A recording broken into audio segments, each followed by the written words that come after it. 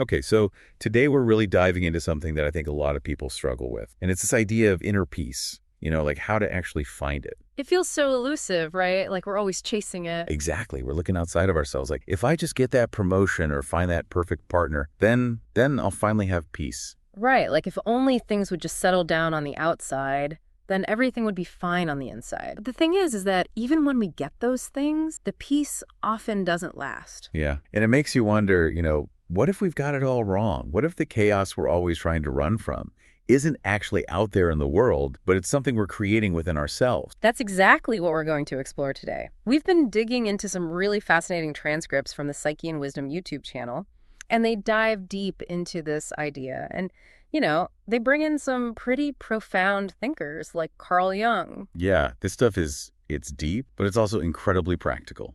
Absolutely. And the overall mission here is to understand how shifting our perspective on this inner turmoil can actually lead to more resilience and a more lasting sense. So let's jump right in. One of the first things that really stood out to me in these transcripts was this idea that the chaos we dread, it's not actually some external force. It's more like a shadow cast by our own minds. It's almost like we're creating the very thing we're trying to escape. It's a profound thought, isn't it? And it really challenges that common belief that peace is something we find out there in the world. We think if we could just control everything, if we could just eliminate all the external stress, then we'd be okay. But like you said, life just doesn't work that way. Things are always going to happen. There will always be challenges. Always. One of the transcripts describes it as this gnawing unease that surfaces when we finally slow down, when the distractions fade away. And it's not really the quiet itself we fear, it's what we find in that quiet. It's our own mind. And that's what so many people struggle with, isn't it? Facing that silence. It's like we're terrified of being alone with our own thoughts. And the transcripts really unpack this. One describes it as a mind at war with itself, constantly replaying old hurts, whispering anxieties. It's almost like we've been sold this lie that the only way to be calm is to control everything on the outside. We become micromanagers of our own lives. Exactly. And the irony is that the more we try to control, the more we realize we can't, because life is inherently unpredictable. It doesn't follow our carefully laid plan. And I love how the transcripts use this analogy of two people experiencing the same loss. One person completely crumbles while the other somehow finds the strength to navigate it. And it highlights how the difference isn't the event itself, but the internal lens through which each person is experiencing it. It's such a powerful example, and it really drives home the point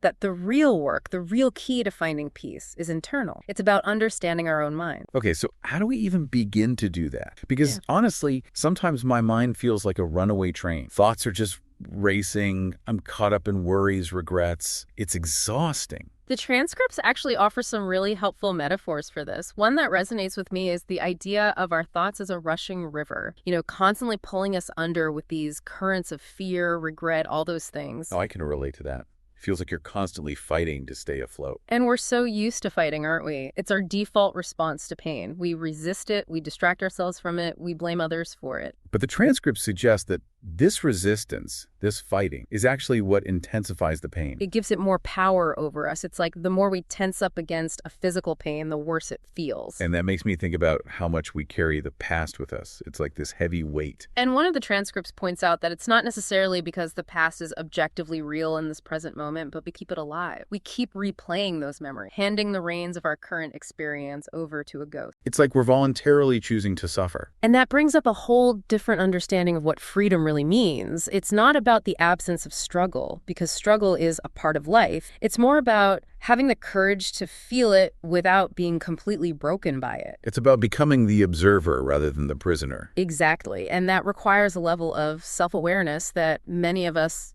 haven't really cultivated. Which takes us to identity. Yeah. Who are we really? How much of what we believe about ourselves has been shaped by external forces, parents, society, past experiences? The transcripts ask this really powerful question: what if you're not that story? The story you've been telling yourself about who you are, what you're capable of. What if there's something much deeper, more expansive beneath the surface? That's where the fear of silence comes in, right? Yeah. Because when we quiet the external noise, we're forced to confront those deeper questions. Silence strips away all the things we used to hide from ourselves. It's like facing a mirror we've been avoiding for years. And it's uncomfortable. So we stay busy, we stay distracted, we crave control. We think if we can just know what's coming next, if we can just plan for every eventuality, then we can avoid pain, avoid discomfort. But as the transcripts point out, that's an illusion. Life is inherently unpredictable. And the real strength comes from embracing that unpredictability, from learning to dance with life rather than trying to control every step.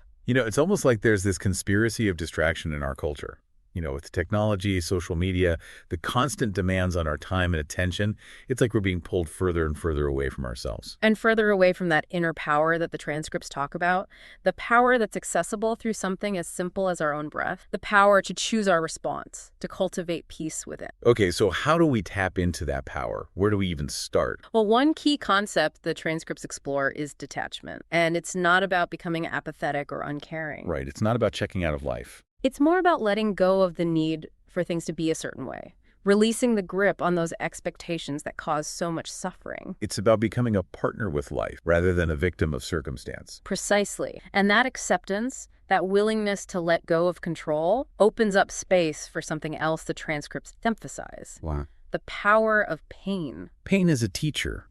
It seems counterintuitive, right? But the transcripts make a compelling case for it. Absolutely. Instead of asking, why is this happening to me? They encourage us to ask, what can I learn from this? How can I grow from this experience? It's about shifting our focus from the pain itself to the potential for transformation it holds. And that leads us to the difference between true peace and what the transcripts call the fantasy of a perfect life.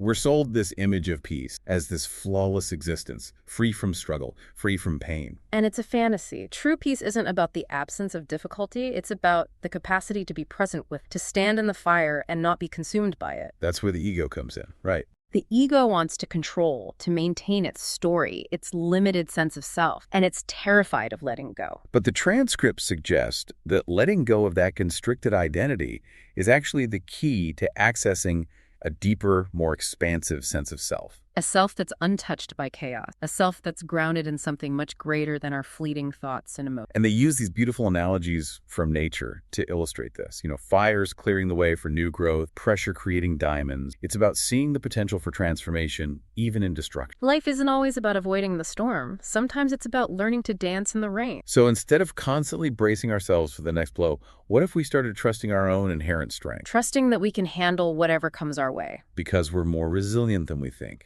And part of that resilience comes from being mindful of our internal dialogue. The way we speak to ourselves has a huge impact on our experience. Yeah, the transcripts talk about the mind as a battlefield, and the loudest voice isn't always the wisest. By changing our self-talk, by cultivating more compassion and kindness towards ourselves, we can transform that inner conflict into an alliance. An alliance with our own spirit. Exactly. And that allows us to be more present, to focus on the only moment we truly have control over. It's about coming back to the breath, to the body, to the present moment, because that's where peace resides. And that's where resilience is cultivated. Not just surviving, but actually transforming, using the very shards of our struggles to build something stronger, something more beautiful. It's really about finding the answers within, isn't it? Not looking to external sources for validation or solutions. The real work is internal. It's about being honest with ourselves, about facing those uncomfortable truths, about cultivating self-awareness. And letting go of the illusion of control. Because the more we try to control life, the more we suffer. True peace comes from surrender, from acceptance, from trusting that we can handle whatever comes our way.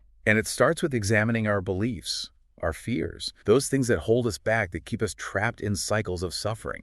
Stripping those away, we discover a stillness that's always been there, a peace that transcends circumstance. And it's in that stillness that we can start asking ourselves the important questions. The questions that lead to real growth, to genuine transformation. Because life doesn't owe us anything. It's not always going to be easy or fair. But within that uncertainty lies the opportunity to cultivate a peace that can't be taken away. It's about becoming the eye of the hurricane, finding that center of calm within, even when everything around us is in chaos. It takes courage.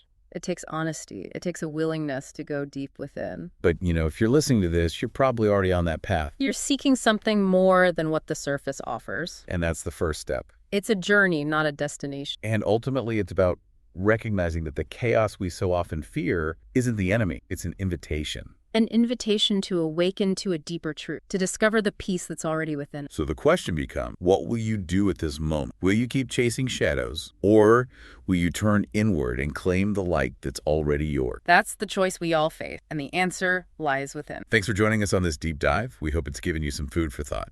Until next time.